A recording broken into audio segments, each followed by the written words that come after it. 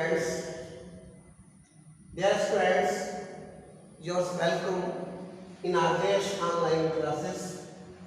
Today I am going to take your first poem from your English textbook in poetry section.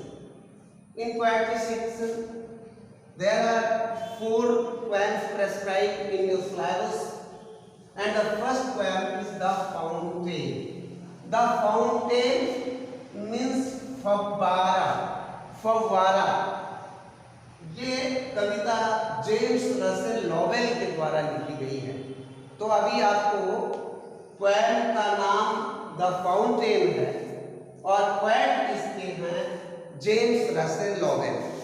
इस कविता में poet is thrilled by the sight of a fountain where it looks beautiful by night and day.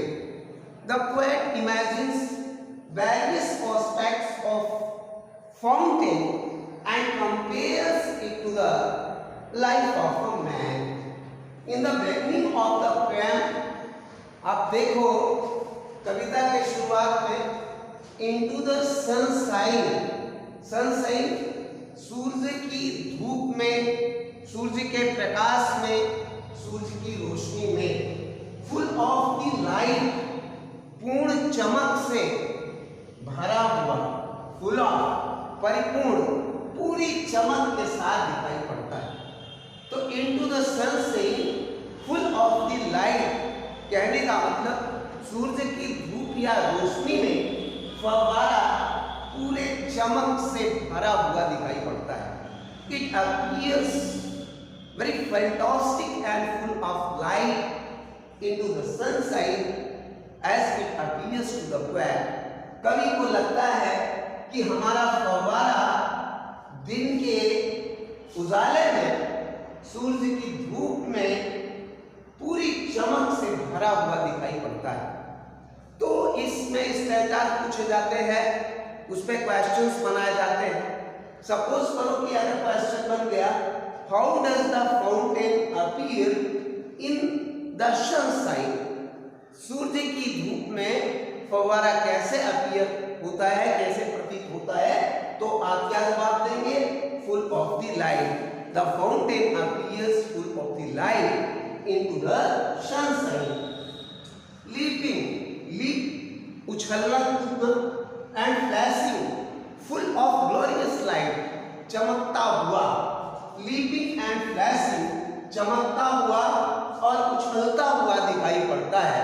From morning till night, from beginning of the day that is the dark to end of the day that is the dusk, सुबह से लेकर शाम तक, देर रात तक, सुबह से लेकर टिल नाइट, रात तक फव्वारा लीपिंग एंड फ्लैशिंग उछलता और चमकता हुआ दिखाई पड़ता है। तो फिर यहाँ पे क्वेश्चन बन सकता है, how does fountain appear from morning till night, सुबह से लेकर रात तक फव्वारा कैसे दिखाई पड़ता है? तो उसका जवाब होगा the fountain appears leaping and flashing from morning till night. तो फव्वारा सुबह से लेकर रात तक चमकता और उछलता दिखाई पड़ता है। तो पहला स्ट्रक्चर क्लियर हुआ। इसमें आप देखें कि अगर राइमिंग वर्ड्स आपसे पूछता है तो rhyming words light rhymes with night, right rhymes with night in the stanza. Rhyming words का मतलब है तुकबंदी। ये जैसे लाइट को हम प्रोनाउंसिएट करते हैं, उसी तरह से नाइट को प्रोनाउंसिएट करते हैं। तो दूसरा स्टैंजा हम देखते हैं, into the moonlight, moonlight star spangled light, सितारों की रोशनी में, चंद्रमा की रोशनी में, चंद्रमा मून, चंद्रमा लाइट रोशनी, इनटू द मून लाइट चंद्रमा की रोशनी में, whiter than snow, here the poet compares the fountain to snow and the poet describes that fountain appears whiter than snow, बर्फ से भी ज्यादा सफेद दिखाई पड़ता है। इनटू द मूनलाइट चंद्रमा की रोशनी में, वाइटर देन स्नो